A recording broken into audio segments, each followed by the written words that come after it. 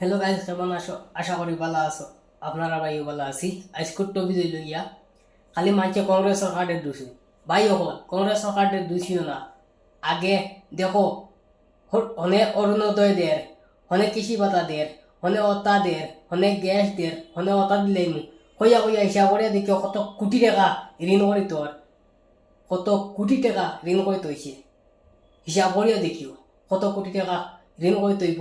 আর 5 বছর যদি আয় কংগ্রেস সরকার, এই 5 বছর যাইব গিয়ে খালি তার ঋণ মারতে মারতে মানছে কইবা কংগ্রেস সরকারে 5 বছরে কিতা করলো, খুঁতা করলো নি।